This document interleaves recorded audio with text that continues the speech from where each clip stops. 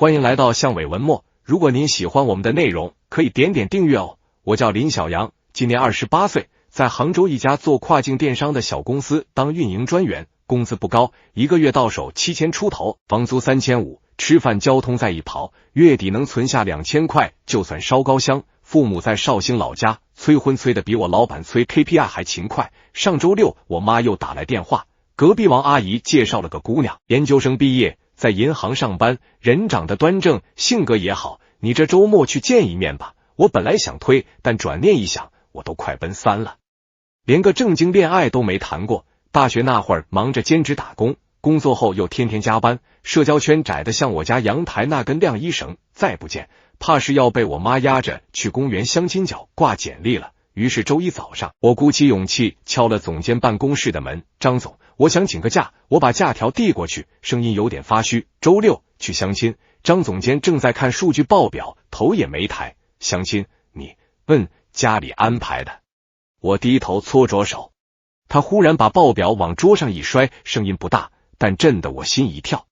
接着他猛地站起来，手啪地拍在桌面上，震得咖啡杯都晃了一下。林小阳，他盯着我，眼神里全是火。你怎么就不懂我的暗示呢？我愣住了，脑子嗡的一声，像被雷劈了似的。张总监全名张婉，32岁，是我们部门唯一的女高管，名校海归，干练利落，说话从不拖泥带水，平时对我们要求严，但私下其实挺照顾人，谁感冒了他会悄悄放一盒药在工位上，谁项目搞砸了他也会挡在前面扛锅。我一直以为他只是个特别有责任感的领导，可现在他说，暗示我脑子里飞速回放这1年多的画面。他偶尔下班后单独留我改方案，团建时总坐我旁边，有次我发烧请假，他居然亲自打电话问我吃没吃药。还有上个月，他把我叫进办公室，说你年纪也不小了，别光顾着工作，也该考虑个人问题。我当时只当是领导关心下属，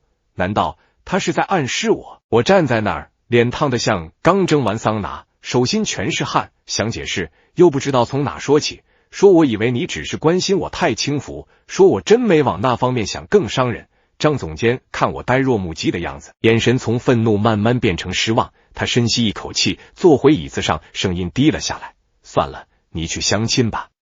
假我批了。我张了张嘴，最终什么也没说，默默退出办公室，回到工位。我盯着电脑屏幕，一个字也看不进去。同事小李凑过来，压低声音问，杨哥，你刚跟张总吵了？我听见他拍桌子了。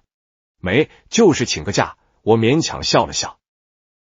相亲啊？他一脸八卦，谁介绍的？靠谱不？我敷衍几句打发了他，心里却乱成一团麻，一边是家里催得紧，一边是上司可能暗恋我，这剧情电视剧都不敢这么写。晚上回家，我翻来覆去睡不着，打开微信，点开和张总监的聊天框，最近一条还是上周五他发的，方案第3页的数据图颜色太刺眼，改一下，公事公办，毫无破绽。可今天那句你怎么不懂我的暗示，像根刺扎在我心里，我是不是真的错过了什么？第二天上班，我特意早到半小时，张总监还没来。我泡了杯他最爱的茉莉花茶，轻轻放在他桌上。9点整，他踩着高跟鞋进来，看到茶，脚步顿了一下，但没说话，直接进了办公室。一整天他没叫我进过一次门，连周例会都是让副手代讲。我坐在会议室角落，偷偷看他，他化了淡妆，头发一丝不苟地挽在脑后，神情冷静的像冰。可我注意到那杯茶他一口没动。周五晚上，我妈又打来电话，儿子，周六穿精神点，人家姑娘条件好，别给人家留下邋遢印象。我应着，挂了电话，却盯着手机发呆。我突然意识到一个问题，如果张总监真的对我有意思，那我这次相亲是不是等于在他心上捅了一刀？可我又凭什么认定他喜欢我？万一是我自作多情呢？万一他只是气我不该在业务冲刺期请假？毕竟下个月就是黑五大促，我们团队连续熬了3个通宵。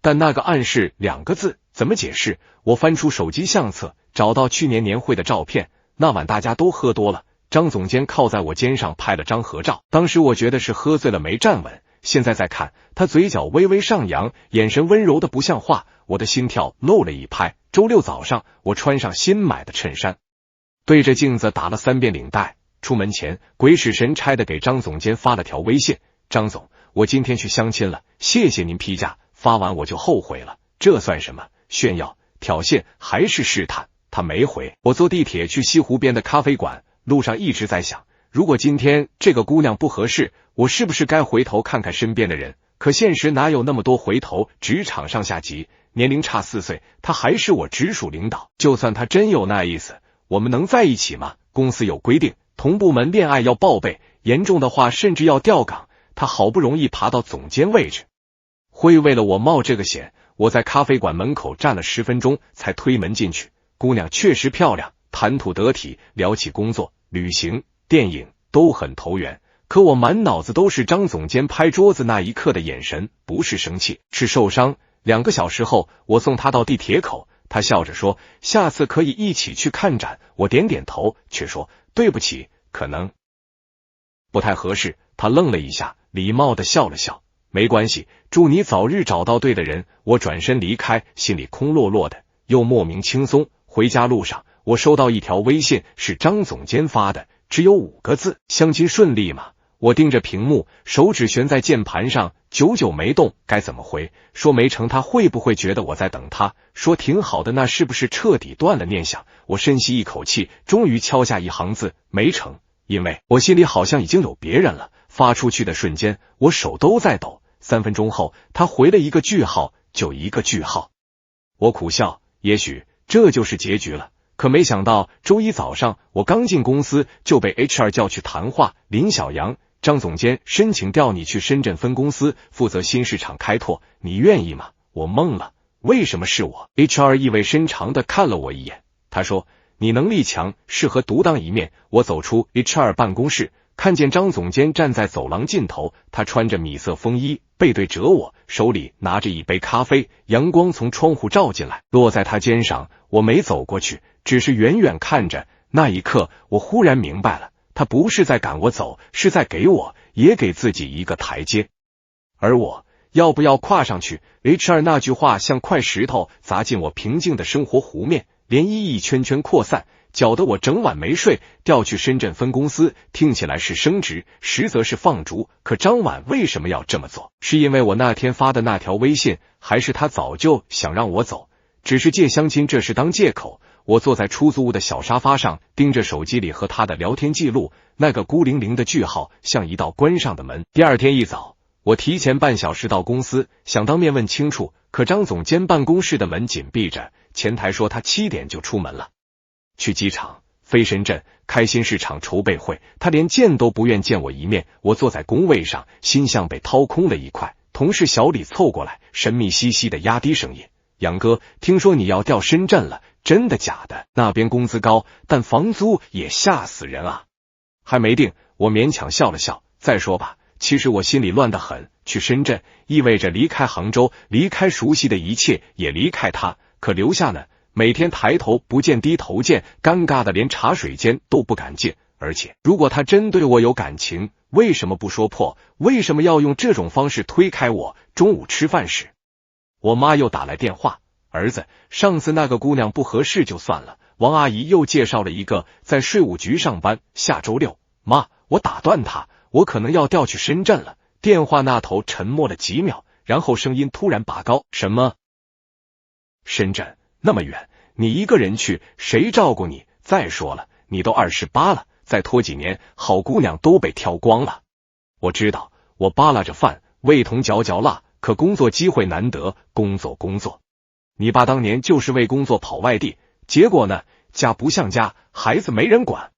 你现在也要走这条路，我无言以对。我爸确实在我小时候常年在外跑销售，一年回不了几次家，我妈一个人拉扯我长大，吃尽了苦，所以他特别怕我重蹈覆辙，事业有了，家没了。挂了电话，我靠在食堂的墙上，望着窗外灰蒙蒙的天空。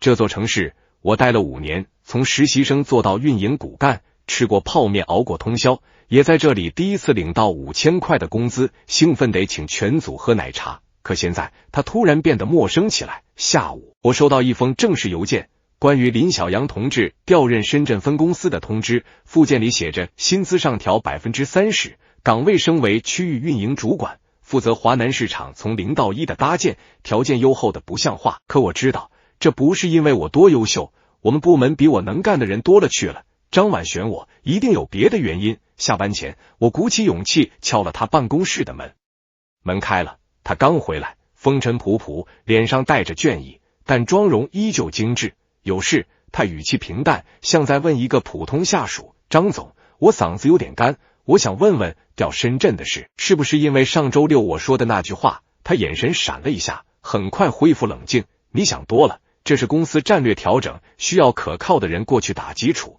你能力不错，性格稳，适合。可我们部门老周、阿杰都比我资历深，但他们有家庭，有孩子，不方便调动。他打断我，你单身，没负担，最合适。那如果我咬了咬牙，如果我不想走呢？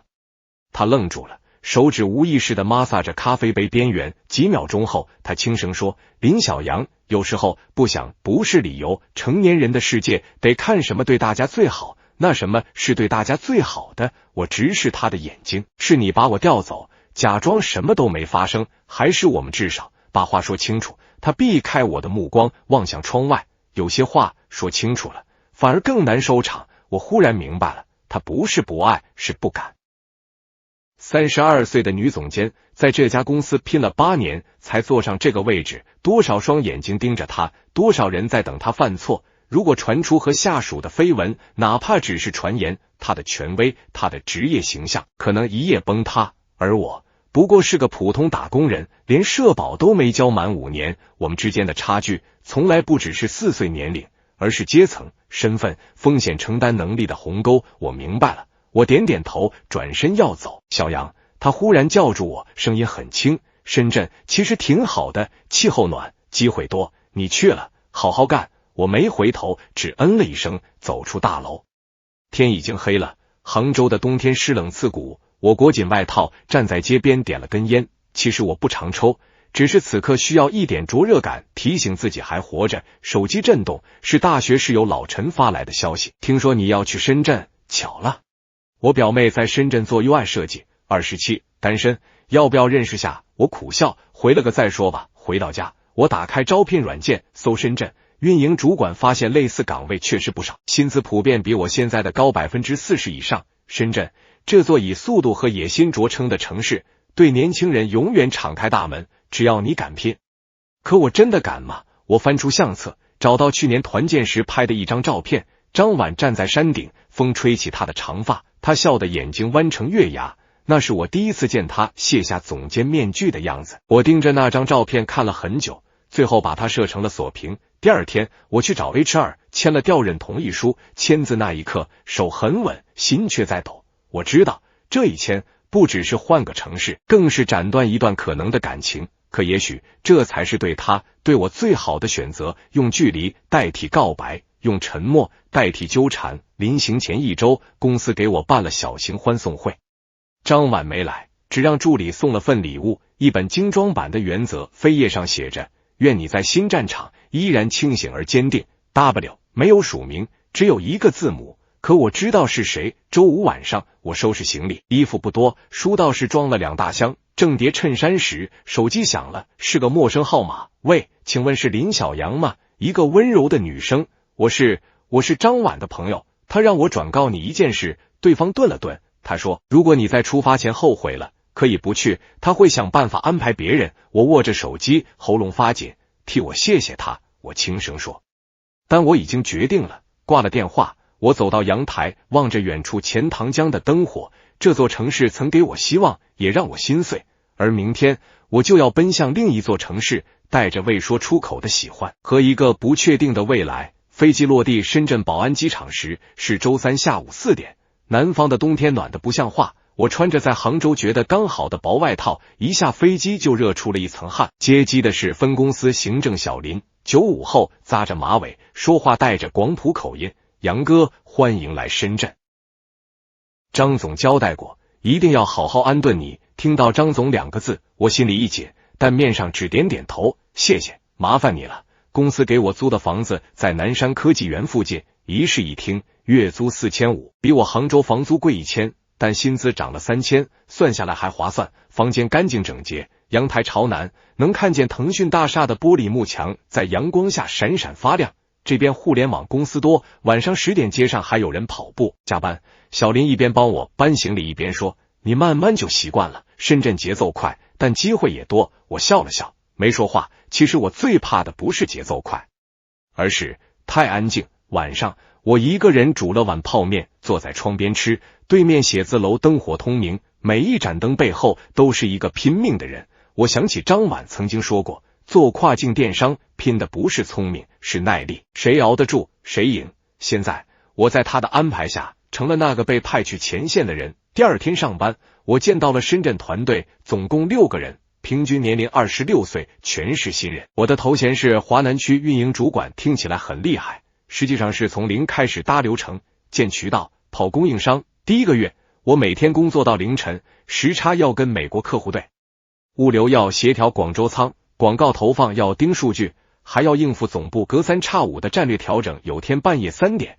我趴在办公桌上睡着了，醒来发现手机有17个未接来电，全是老家打来的。我妈在电话里哭，你爸高血压犯了，住院了，你怎么不接电话？我脑子嗡的一声，手抖的差点拿不住手机，请假回绍兴。可下周就是黑五大促上线，我一走，整个华南计划就得停摆。我咬着牙给表哥打电话，请他先去医院照看，又赚了5000块过去，然后继续改方案。那晚我坐在空荡荡的办公室里，第一次想哭，不是因为累，是因为孤独。在杭州，至少加班晚了还能约同事吃碗片川，在这儿连个能说话的人都没有。我打开微信，点开和张婉的聊天框，上次对话还是出发前那个句号。我想发一句我爸住院了，可手指悬在屏幕上方，最终还是删掉了。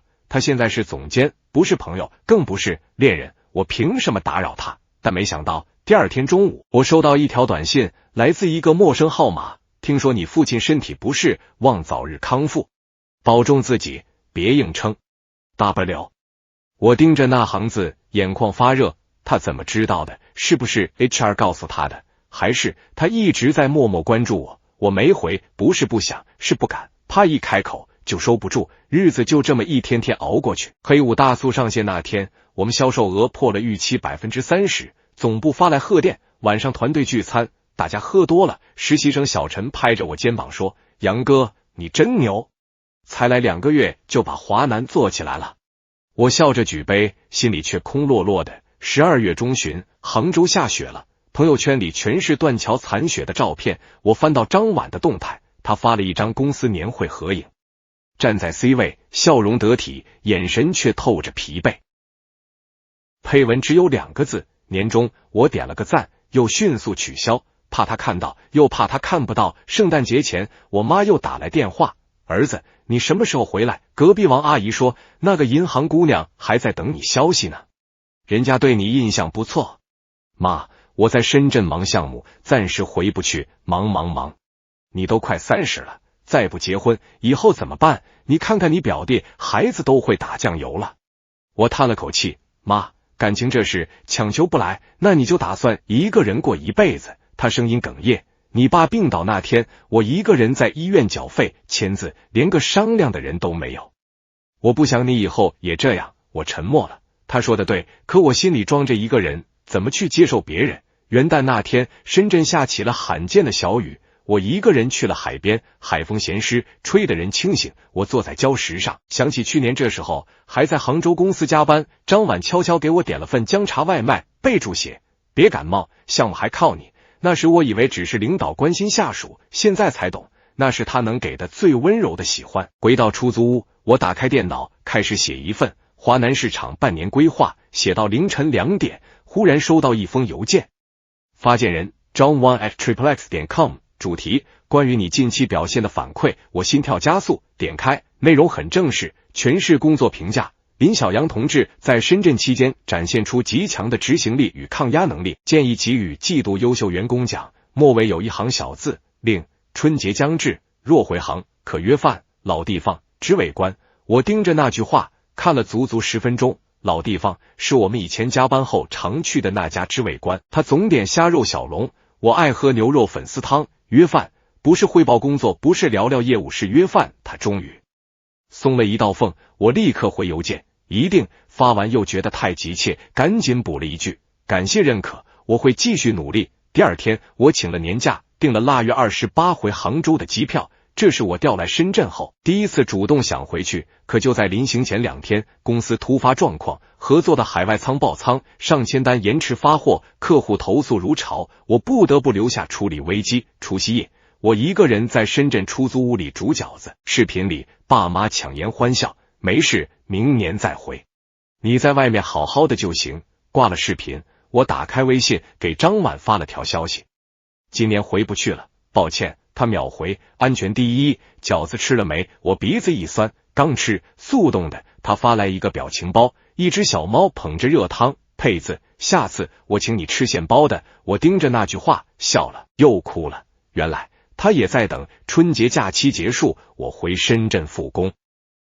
那场海外仓危机总算平息，客户也基本安抚妥当，总部发了通报表扬，还把我的案例写进了内部培训教材。可我心里惦记的不是这些，而是张婉那句下次请你吃现包的下次是哪次？我没敢问。3月初，公司宣布要整合华东、华南运营体系，由总部直接统筹，这意味着我可能要常驻杭州，或者他可能来深圳。消息一出，团队炸了锅。小林偷偷告诉我，听说张总力推这次整合，说华南模式值得复制。其实是不是想调你回去啊？我装作没听见，低头改报表。可心跳快得像擂鼓。果然1周后 HR 通知我，林主管，下个月起你调回杭州总部任高级运营经理，向张总监直接汇报。我握着电话，手心全是汗，不是升职的激动，是终于能再见他的忐忑。4月10号，我拖着行李箱回到杭州，熟悉的湿冷空气扑面而来。梧桐树刚抽新芽，打车路过西湖，断桥上游人如织，和去年冬天的雪景恍如隔世。第二天上班，我提前1小时到公司，工位已经安排好，在张婉办公室斜对面，桌上放着一杯热咖啡，旁边贴了张便签，欢迎回来。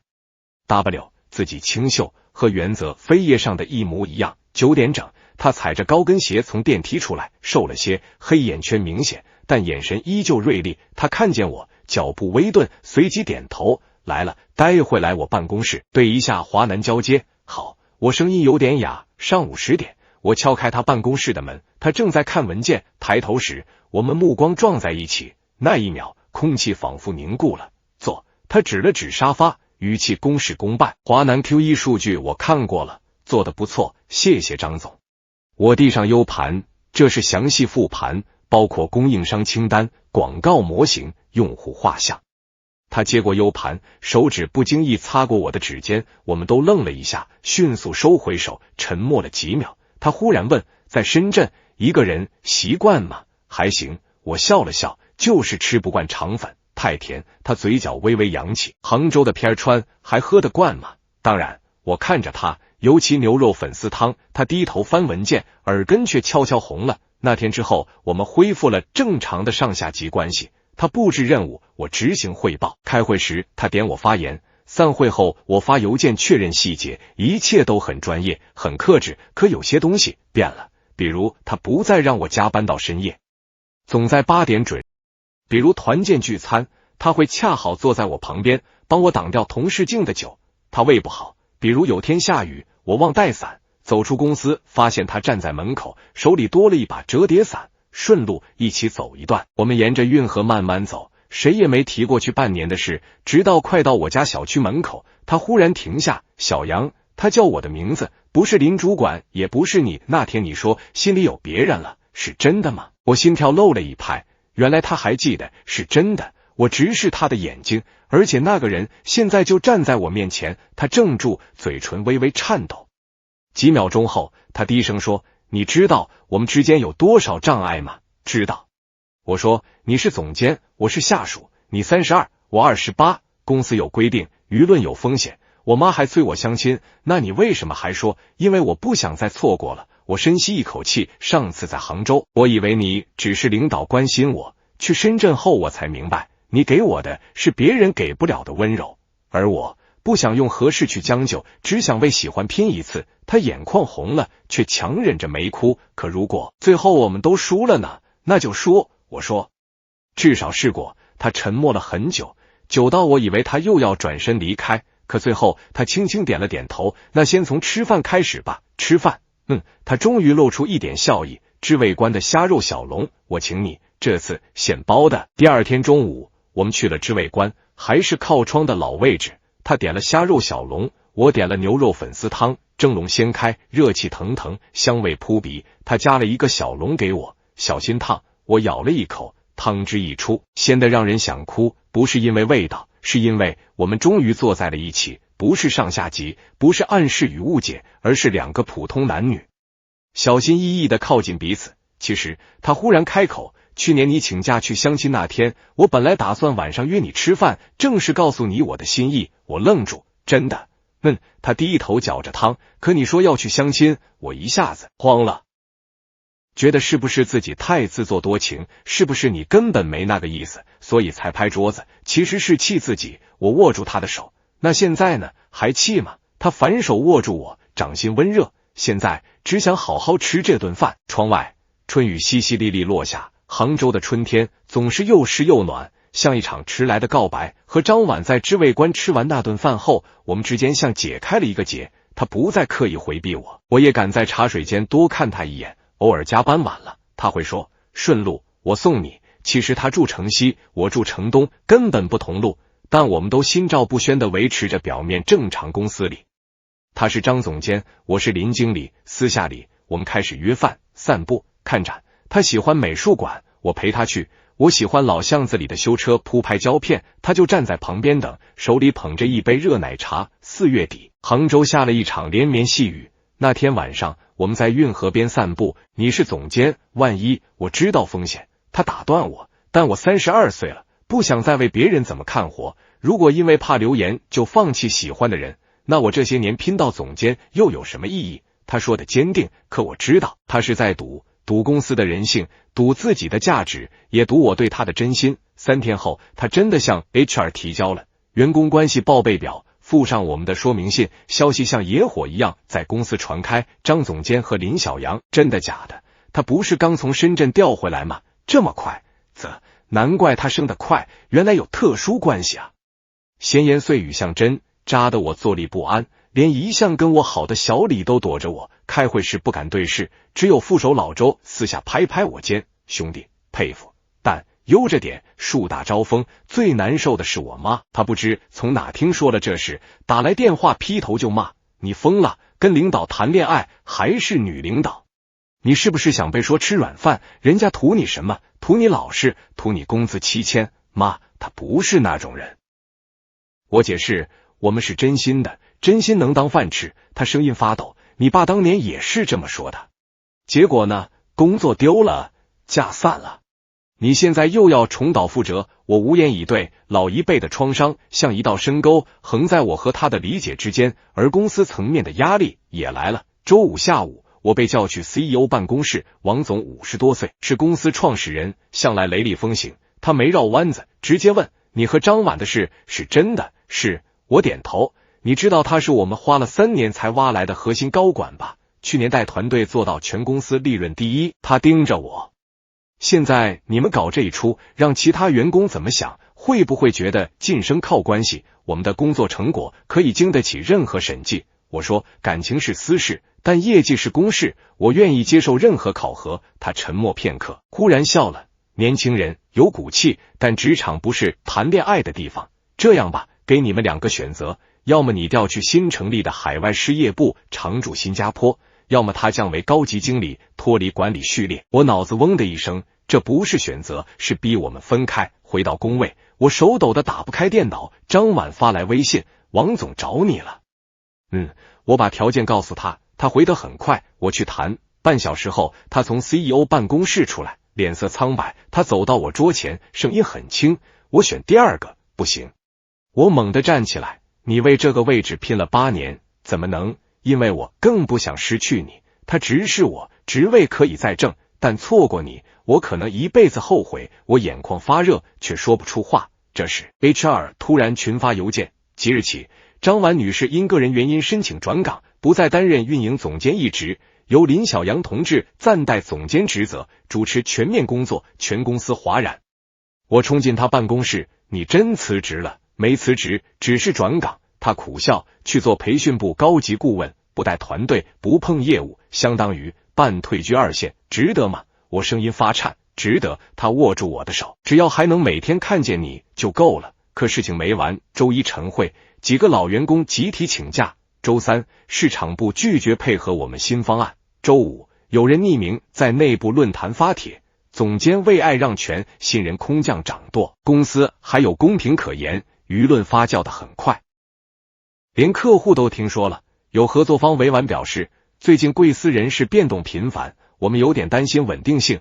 我和张婉成了公司不稳定因素。那晚我们坐在他家阳台上，他煮了姜茶，默默递给我。对不起，我说，是我连累了你，不是你连累我。他摇头，是我们一起面对现实，职场对女性本就不公平，尤其是一个为爱情放弃权利的女人，更容易被说成恋爱脑。但我不在乎，可我在乎。我声音提高，我不想你被人看低，不想你8年的努力被一句为了男人抹掉。他看着我，眼里有泪光。那你说怎么办？我沉默了。我能怎么办？辞职。可我们都没存款，房贷还没影，留下。可每一步都是荆棘。就在这时，手机响了，是深圳分公司负责人老陈。小杨，听说你在杭州遇到麻烦了，我们这边刚好缺个运营总监，薪资翻倍，给你独立决策权，要不要考虑回来？我握着手机看向张婉，他读懂了我的眼神，轻轻点头，去吧，这次换我等你。可我知道他不是在等，是在放手。第二天我去找王总，我不接受带总监职位，我说我申请调回深圳。立刻王总眯起眼，为什么？你不是刚回来？因为真正的公平不是靠牺牲一个人换来的。我说，如果公司觉得我们影响稳定，那就让我们都离开核心岗位，但请保留张婉的职级和待遇，他值得。王总沉默良久，最后叹了口气，你们啊，真是让我头疼。3天后，公司发布新公告，张婉女士调任集团战略发展部，职级不变，负责新业务孵化。林小阳同志留任杭州总部，任运营高级经理，直属 CEO 办公室。同时，公司修订员工关系管理办法，明确禁止利用职权发展私人关系，但不禁止平等自愿的同事恋爱，这算是妥协中的进步。当晚，我和张婉去了西湖边，夜色温柔，湖面泛着灯影，他靠在我肩上，轻声说，我们赢了吗？没赢，也没输。我说，只是争取到了一点空间，够了。他笑了，至少以后我可以光明正大的给你带早餐，不用藏在文件袋里。我搂紧他，下次我妈再催相亲，我就说我有女朋友了，她叫张婉，32岁，海归，前总监，现在是我人生里最重要的项目。他笑出声，眼角有泪。可我们都清楚，风暴还没结束，职场对办公室恋情的偏见不会因为一纸公告消失，父母的担忧也不会因为一句我们幸福就消解，但至少我们没逃。我们选择站在一起，哪怕风雨如晦。和张婉的关系合法化后，公司里的风言风语渐渐平息，毕竟人都是现实的。当看到我们依然准时交报表， KPI 照样超额完成，闲话自然少了。甚至有新来的实习生偷偷问我，林哥，你和张老师是怎么在一起的？好浪漫啊。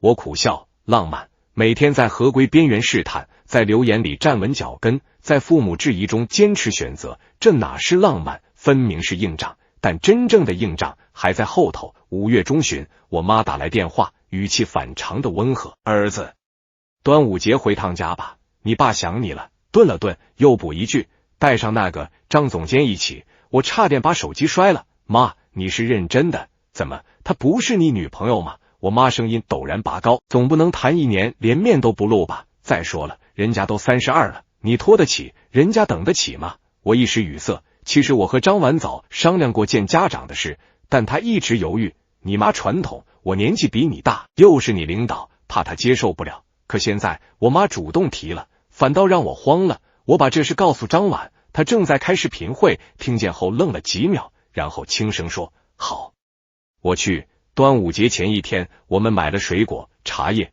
保健品，坐高铁回绍兴。路上，张婉反复整理头发，又问我，你妈喜欢什么颜色？我这件米色会不会太素？她喜欢喜庆的。我笑，但你穿什么都好看。她瞪我一眼，耳根却红了。到家时，我爸坐在院子里修剪盆栽，看见我们，手一抖，剪子掉在地上。我妈站在门口，围裙都没解，眼神在我和张婉之间来回扫，像在验货。阿姨好。张婉立刻上前，双手递上礼物，笑容得体，打扰您了。哎呦，这么客气干啥？我妈接过东西，语气热情，眼神却警惕，快进来坐，外面热。饭桌上气氛微妙，我爸埋头吃饭，一言不发。我妈一个劲给张婉夹菜，多吃点。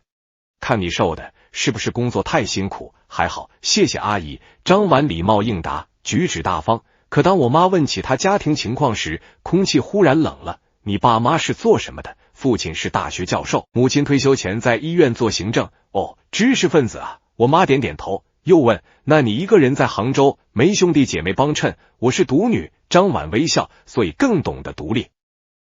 我妈嗯了一声，转头对我爸说，老林，你尝尝这黄酒，小张特意带的。我爸终于开口，酒不错，然后继续扒饭。饭后，我妈拉我进厨房洗碗，她条件是好，她压低声音，可你看她说话，句句滴水不漏，像在面试。而且32岁还没结婚，是不是有什么问题？妈，人家是事业型女性，不是剩女。我忍不住提高音量，事业型。我妈冷笑，你爸当年也是事业型，结果呢？家不要了，孩子不管了。你现在找一个比你大，职位比你高的，以后谁听谁的？你在家还有地位吗？感情不是比地位。我急了，他尊重我，我也尊重他，这不就够了吗？够不够？日子长了才知道。我妈眼圈红了，我就你一个儿子，不想你吃苦，更不想你被人看不起。我心一软，说不出话。晚上，我和张婉住镇上宾馆，她靠在窗边，望着远处的稻田，轻声问，你妈是不是很讨厌我？不是讨厌你。我走过去抱住她，她是害怕我重蹈我爸的覆辙，怕我在感情里吃亏。可我不是你爸。她转过身，眼里有泪光，我不会让你一个人扛家，也不会因为工作忽略你。我只是想和你一起好好过日子。我吻了吻她的额头，我知道，但说服我妈需要时间。第二天临走，我妈塞给我一个红包，又悄悄对张婉说，小张啊，谢谢你来看我们，你是个好姑娘，就是别让我儿子太累。张婉愣了一下，随即点头，我会照顾好他，也请您放心。回杭州的高铁上，他一直沉默，直到快到站，他才说，小杨，我在想要不要辞职。为什么？我惊了，也许我不该在职场上比你高。他苦笑，你妈说的对，身份差距会让感情失衡。如果我只是一个普通白领，或许他更容易接受。不行。我握住他的手，你为梦想拼了这么多年，不是为了在我妈面前降级的。我们要做的是让他看到你爱我，不是施舍，是平等的选择。他看着我，慢慢笑了，你说的对，那我换个方式。1周后，张婉做了件让我意想不到的事，她报名参加了社区亲子公益项目，每周6去城郊小学教英语。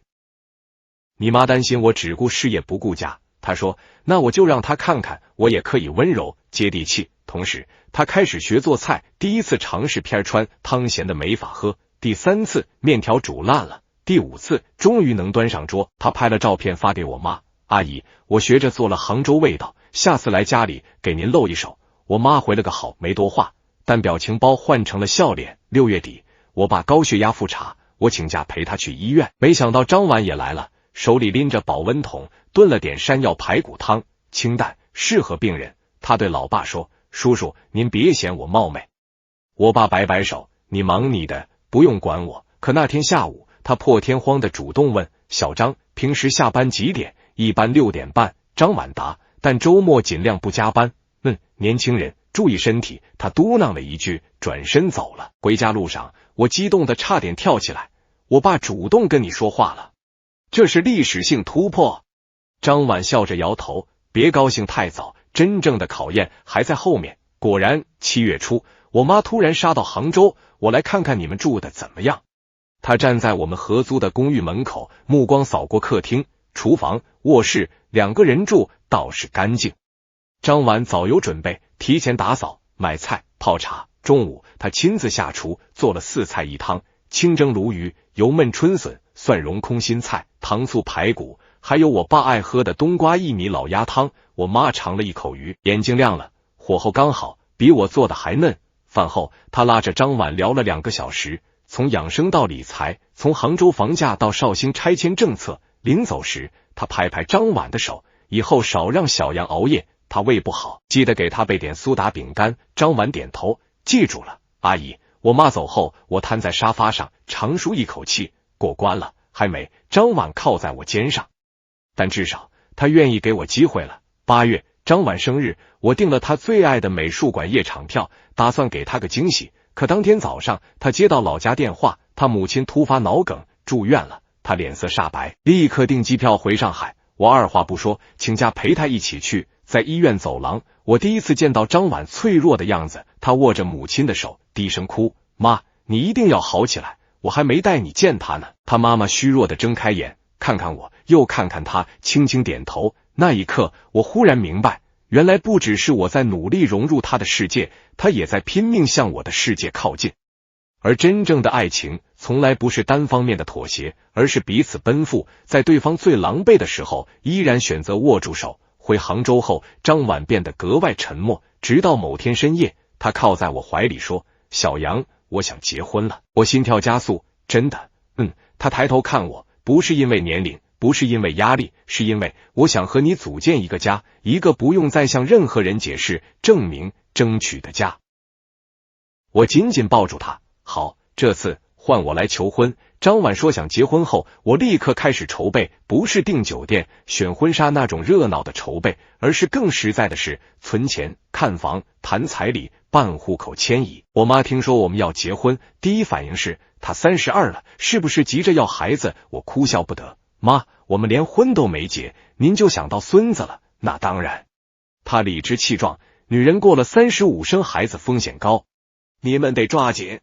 可张婉却说不急，先过好2个人的日子。她甚至主动跟我妈视频通话，认真解释：阿姨，我和小杨都希望婚姻是感情的延续，不是生育的倒计时。我们会规划，但不想被时间绑架。我妈沉默了很久，最后叹了口气：你这孩子比我想象中通透。9月，我们去民政局领证，那天没通知任何人，只穿了干净的衬衫和连衣裙。工作人员问：紧张吗？张婉笑着摇头，手却紧紧攥着我的红本子。拿到手那一刻，我没哭，他也没哭，但我们站在台阶上，阳光正好，彼此对视。忽然同时，谢谢你愿意为我低头。其实我们都明白，这一路谁都没真正低头，只是学会了弯腰拥抱对方的世界。婚礼我们决定不办，一来张婉母亲还在康复期，不宜奔波；二来我们都不喜欢形式主义；三来省下的钱够付新房首付了。我们在西湖边的小餐厅请了最亲近的10个人，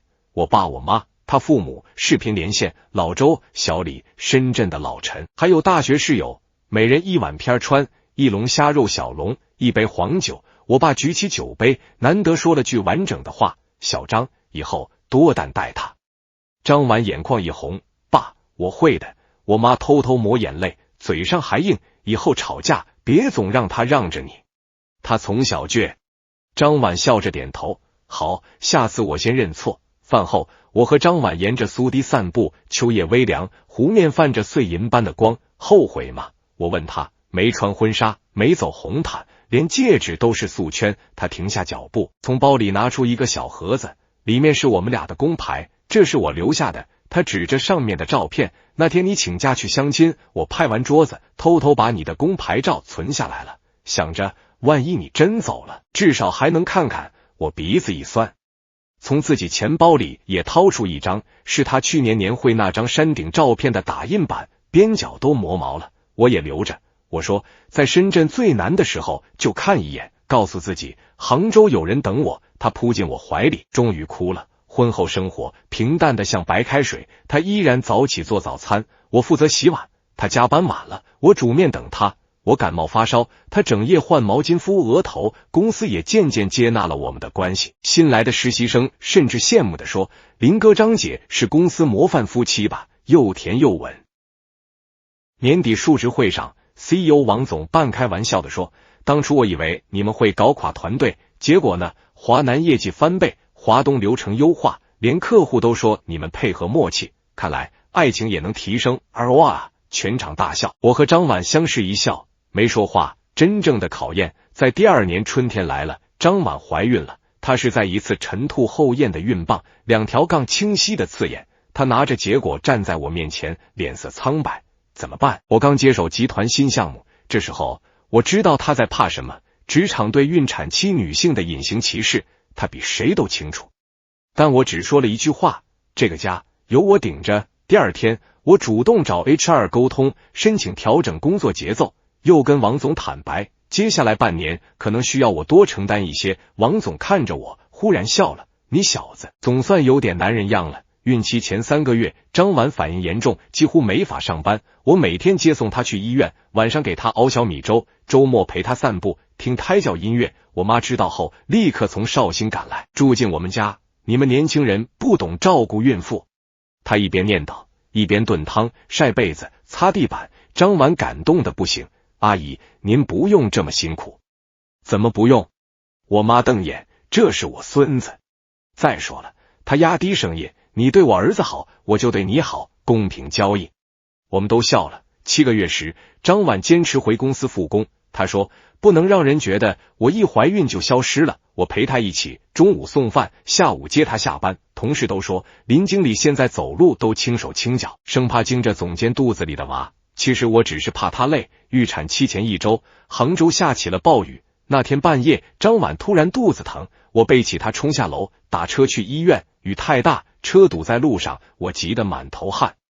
他却在背后轻轻拍我，别怕，我在。那一刻，我忽然想起3年前我请假去相亲，他拍桌子说，你怎么不懂我的暗示？如今他在我背上，手抚着隆起的肚子，呼吸平稳，而我终于成了他可以依靠的人。女儿出生在清晨6点，7斤2两，哭声洪亮。张婉虚弱地躺在产床上，第一句话是，快抱给他外婆看。我妈抱着外孙女，眼泪止不住，像你，也像他爸爸，真好。出院那天，阳光明媚，我一手推婴儿车，一手扶着张婉。他忽然说，小杨，你说他长大后会相信爱情吗？我看着车里熟睡的小脸，轻声回答，会的。因为他爸妈的故事告诉他，真正的爱情不是轰轰烈烈的告白，而是在现实的泥泞里依然选择牵着手，一步一步往前走。张婉靠在我肩上笑了，风从西湖吹来，带着春天的味道，我们的家终于完整了。